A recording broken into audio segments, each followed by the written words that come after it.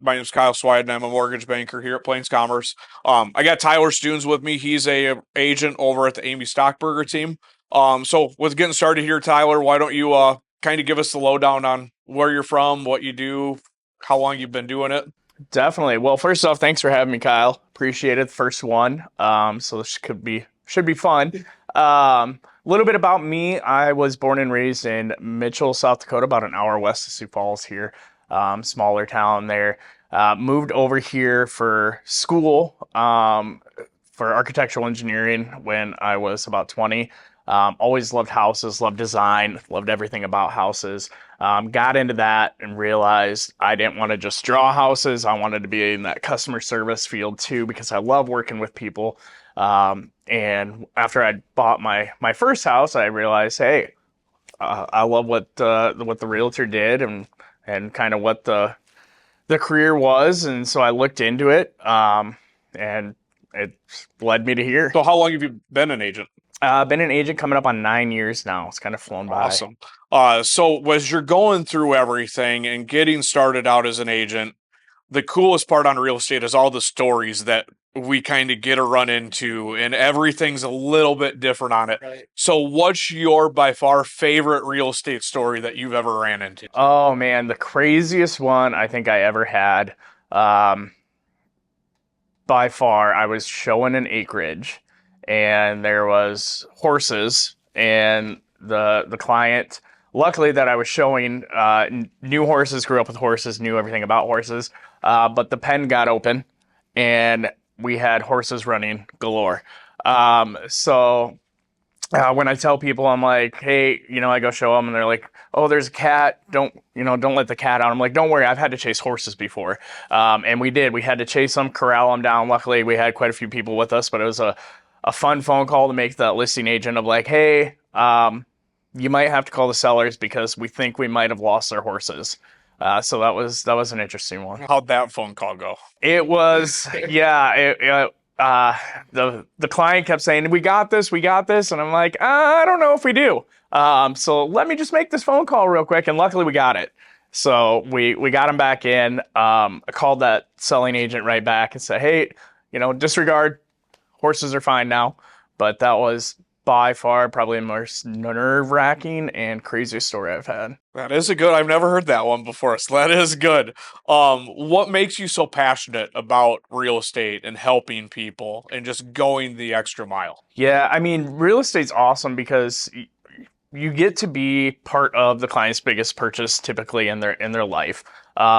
And myself and I know you, we love first time home buyers, and not to say we don't work with everybody, but that first time home buyer, it's so fun meeting that person and helping them get into that first home, and you can really tell when you get into that home and you're going to see it. And I tell clients that all the time, when you get into the house, you're going to know, and you just know, you'll get that feeling. And so you get to experience that with them and just find that joy, and you can see their wheels spinning in their head of like, hey, this is where we're going to raise our family, or this, where we're going to come back after we're married and things like that.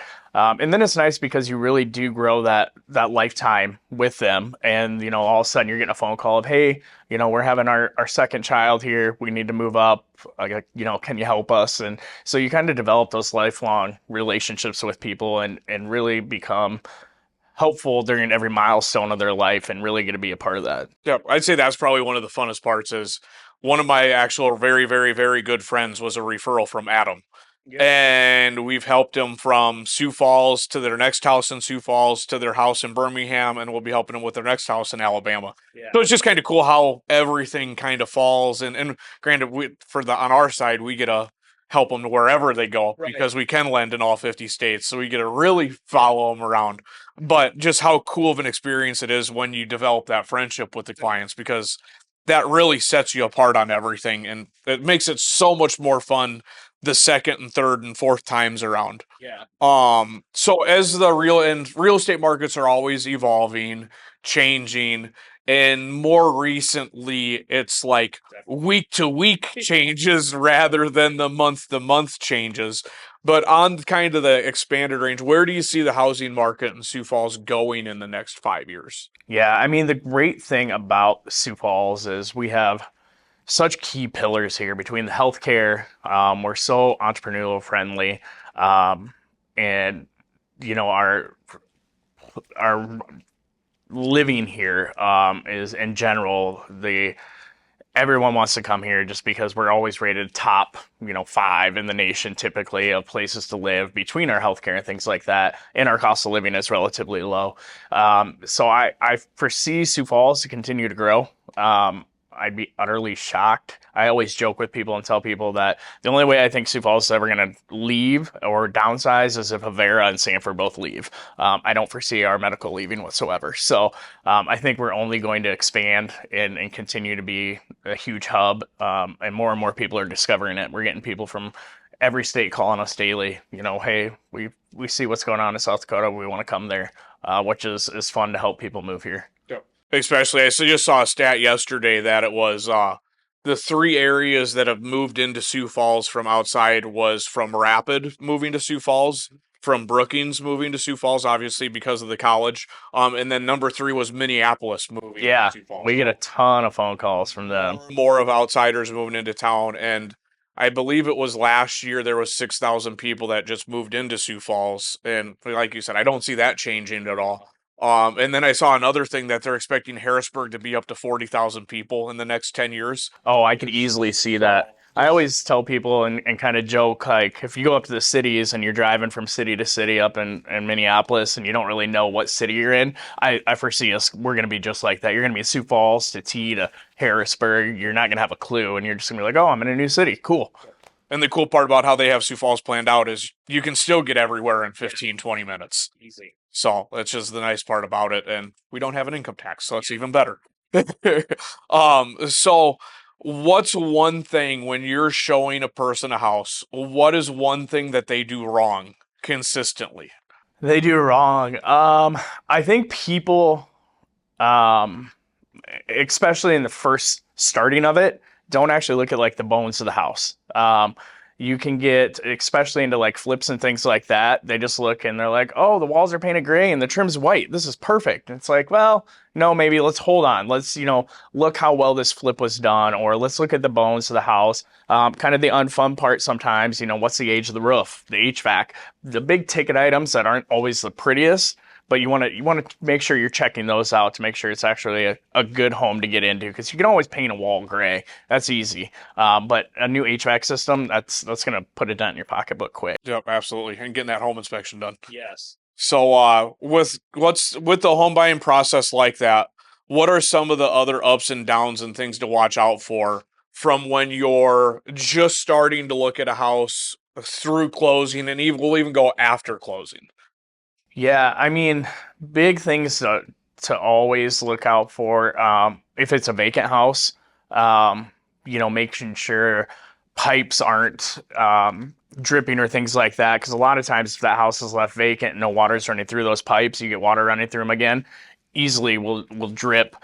So, kind of checking on that house constantly. Like you mentioned, the home inspection is key.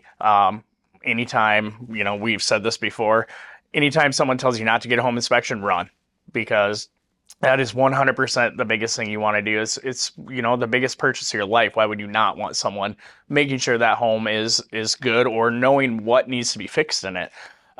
So I'd say those are some of the big things. And then just your maintenance on your house. People always defer maintenance sometimes, and they're like, well, I don't really want to pay an HVAC guy to come out and clean the furnace, once a year, because it costs too much. Well, if you don't do it, you're going to pay for a whole new furnace, and that's going to cost way more than, some of that maintenance. So, and sometimes you can jump on YouTube and find out how to do a lot of the stuff yourself. And if you don't, that's where, yourself or myself come in key, call us. We can recommend people that we know that can take care of you. Yep, absolutely. Just with the sphere that we've been in business for the longest time for it. Kind of go along with that are, what are your 3 must-dos when you're buying a house? Like, you have to get this done no matter what, and don't skip a step while you're doing it. Number 1 is call Kyle. In a perfect world, right? They would call you first. And it's true. Kyle preaches, you can never come talk to him too early, but 100% because we'll get out there and you've seen it before. I've seen it a ton of times. We'll get out there, we'll start looking. You just happen to find the perfect house and you're not pre-approved. And then all of a sudden it's like, well, unfortunately somebody was already ready and they're going to get that house before you. A second thing is that home inspection. That's just non-negotiable. You got to get that done. And then I think really too, keeping an open mind when you go, unless for some reason you need a specific location 100%, keeping an open mind in all of Sioux Falls and the Sioux Empire in general, because like you said, Hartford, Harrisburg, things like that are expanding so much, and there's different loan programs you can get for some of those smaller towns to where maybe I don't need to be directly in Sioux Falls and I can still get to wherever I need to in 20 minutes. So kind of keeping an open mind, I think it'll make the experience way better. Yeah, absolutely. Just to kind of shift to the listing side of it, like what's some of the stuff on the listing side, say somebody's thinking about selling next year? Definitely. What's some stuff that they should be doing right now? Yeah, I mean, you're going to want to go through and just kind of make sure some of that maintenance, any maintenance you have, we have checklists, so you can always reach out to us early of like, hey, what should I be doing?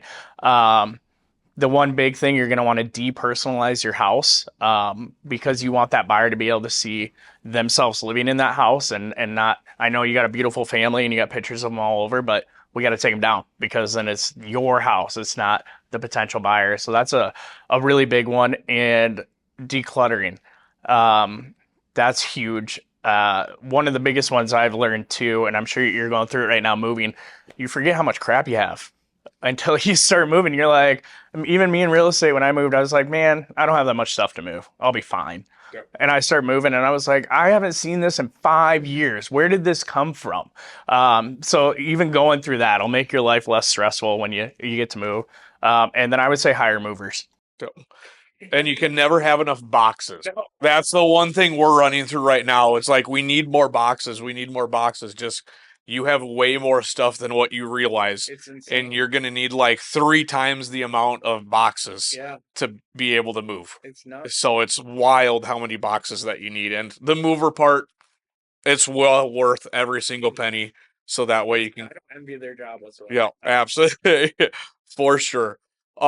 What's some advice that you would give on somebody they're pondering about getting into real estate and being a realtor?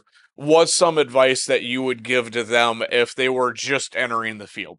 Definitely. So I'd say if you're thinking about it, just like maybe any other career field that you want to get into, shadow it first.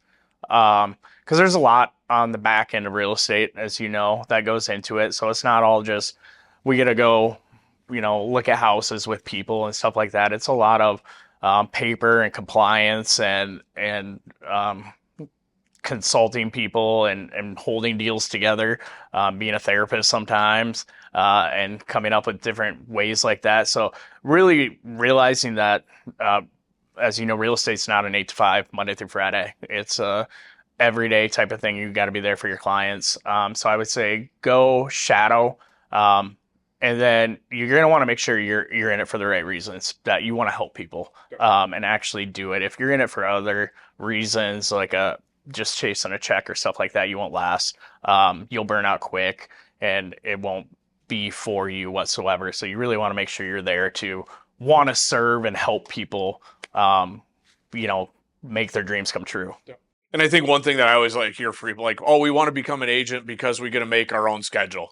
And that's like, beware what you wish for, because it's kind of the same on the lending side too, for some of us anyway, I should say, because there are some lenders that just work 8 to 5 that don't answer their phones. They only give out their office phone and they're impossible to get a hold of. That's not how obviously we operate, because we give our cell phones out. We're available all the time. But a lot of agents like to think that it's, oh, we're going to make our own schedule and we get to do our own thing. Well, you're showing houses on the nights, weekends, and coordinating and making sure stuff comes in during the day. So it's really like an 8 to midnight type, and weekends too. Yeah, I've negotiated deals until 2 a.m. sometimes. Like, it just real estate's a 24/7 job. Real estate don't sleep. Yep, it's not as easy as what it looks on the front side. And then as we get forward and more into the social media realm, and this is why I love deep diving into this part right now. What role do you see social media playing in the real estate world in the next kind of 5 to 10 years? How will it affect everything on our side? Yeah, I mean, it's been a shakeup already. If you would have told me 9 years ago that I was going to get into real estate and I was going to be doing podcasts, I was going to be on TikTok, Yep. almost 40 and trying to figure out what the next trend is, I would have laughed at you. I would have said, no, that's nothing to do with real estate. I think it encompasses a ton of real estate, because the statistic, I forget what's out there, that how much people are on their phones is like 8 hours a day or something like that.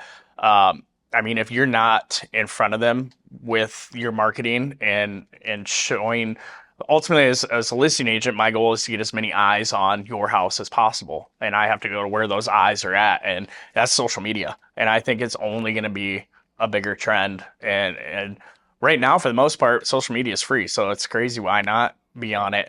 Um, but yeah, it's definitely not something I would have anticipated 9 years ago. And now it's like, and we've talked about, it's pretty much how can we be more on social media as much as possible. Well, and especially we were at a conference and it's like in any given day, you have 10,000 different advertisements, reels, just everything pulling your attention away. So if you're not in front of them, the world is designed to take away clients. Yeah. They're going to try and poach it. So if we're not on social media, being in front of them, you're going to lose out and be behind the 8 ball. So it's just kind of cool to see everything evolve around that part of it and dive in. And it's so cool to learn the algorithms and all of that part. Yeah, and they change it week to week for it all. And then to wrap it up here, so I always like to do like, what's the one biggest piece of advice? If there is only one thing that you could tell a person that's thinking about buying a house in the next year, what would it be? I always use the old phrase, when's the best time to plant a tree? 5 years ago. What's the second best time now? Same thing with real estate. Real estate's made more millionaires than anything else. So to get into real estate, get that appreciation, the tax benefits, things like that. There's nothing better, in my opinion, and I'm sure we're biased because we're in real estate. But I think it's, not only if it's your first home, your second home, move up, things like that, investment, anything like that. Now is the perfect time. If you try and time the market like you've said before, you're never going to time the market with rates and things like that. So if it's a good time in your life to buy, 100%, let's connect, let's talk, because you got to make what's right for you. And if you try and time the market, it'll never work. 100%. Couldn't agree anymore. So awesome. Well, thanks for coming on. Yeah. So appreciate it. Yep. So rock and roll. Thanks, Kyle. Yep.